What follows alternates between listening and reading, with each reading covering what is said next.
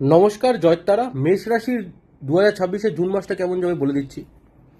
যারা ব্যবসা করছেন লাভের খবর পাবেন, যারা চাকরি করছেন অহেতুক প্রেশার আসবে, যেগুলো আপনার কাজ না সেগুলো আপনাকে করতে হতে পারে।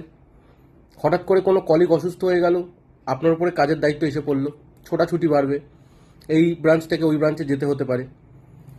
শরীর যদি বলি, ছোটোখাটো আঘাতপ্রাপ্তি, গলায় ব্যথা, হাতে ব্যথা, দাঁতে ব্যথা, হাঁটুতে চোট, কোমরে চোট, এগুলো লাগতে পারে। এই মাসে সেদে কাউকে উপকার করতে যাবেন না, বদনাম হতে পারে, ঝামেলা বাঁধতে পারে, ভুল বুঝতে পারে মানুষ। অহেতুক খরচা হয়ে যাবে এই মাসে, মাসের মাঝামাঝি থেকে শেষ পর্যন্ত সময়টা অহেতুক খরচা হবে, তো খরচ কন্ট্রোল করবেন। অনেকদিন ধরে যদি আপনার কোনো আত্মীয়র সাথে ঝামেলা ছিল, সেই ঝামেলা মিটে যেতে পারে।